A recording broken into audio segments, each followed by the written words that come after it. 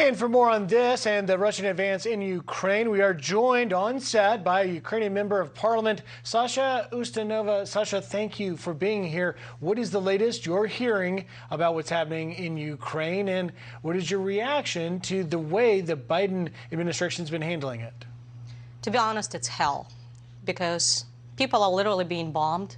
People are starving to death, and they don't have any water in Mariupol city, which is 400,000 people, and it's encircled by the Russian army.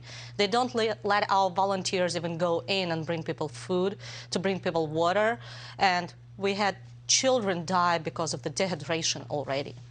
And when I keep looking at the response that we have so far from the international community, from the US, from NATO, from EU, I'm shocked. Because, to be honest, 25 years ago, when we gave up our nuclear weapons, we were promised we will be protected. We will have the support from the United States, United Kingdom, and Russia, unfortunately, if something happens. Well, it's not happening.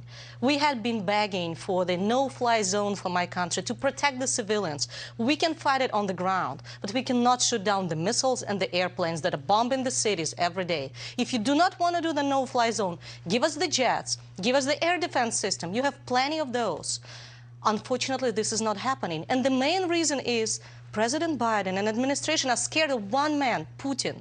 90 countries in the world that are united to support Ukraine are afraid of one single man. And they keep saying that if we provide extra weapons or arms, it's going to be an escalation. So my question to them is, where is your red line? How many people, how many children have to die for them to at least provide the weapons? Because so far we have thousands of people die every day in hunger, under the shells, under the missiles, and nothing is being done. We keep hearing about the sanctions and embargo. We are grateful for that. We are grateful for the support that is coming in terms of money. But unfortunately, this is not enough. This had to be done 2 weeks ago, before he started bombing civilians.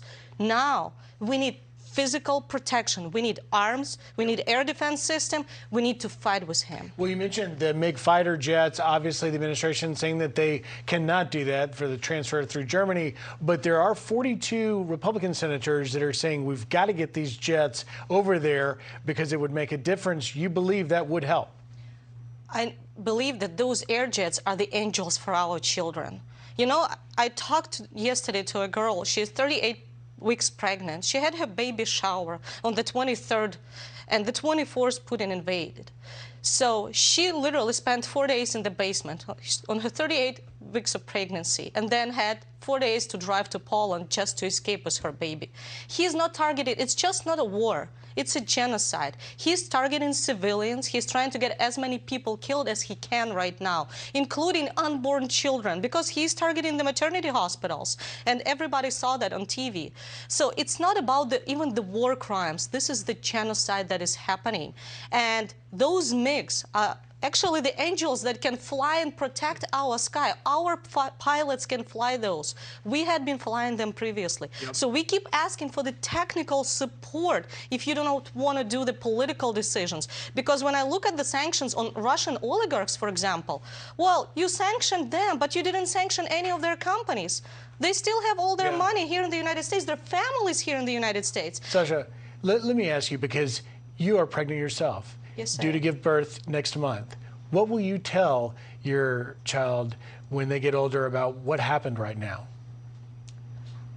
I know there is one thing I dream, that my child will see the country, that it's going to come back home to her homeland. Because so far, what I see is the world wants it to be so-called a frozen conflict. That's why everybody keeps calling it a conflict. It's not a conflict, it's a war.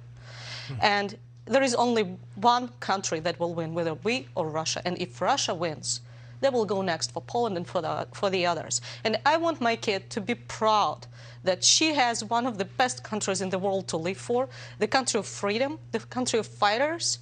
And we're going to win one day. It's just a matter of how many lives it takes, of how many lives of children and unborn children it takes for us to get this victory. And unfortunately, we need the support from the international community. Yep. More help, especially in weapons, in guns, in airplanes, so we can protect our children. Because we already have more than 4,000 children being born in the bomb shelters, in the subway. And this is something you could not imagine in a European country more than 2 weeks ago. Sasha, we have to leave it there. We're out of time. Thank you for taking time. We hope and pray for all of Ukrainian citizens, and thanks for keeping us updated. We will check back in with you as this continues. Thank you very much.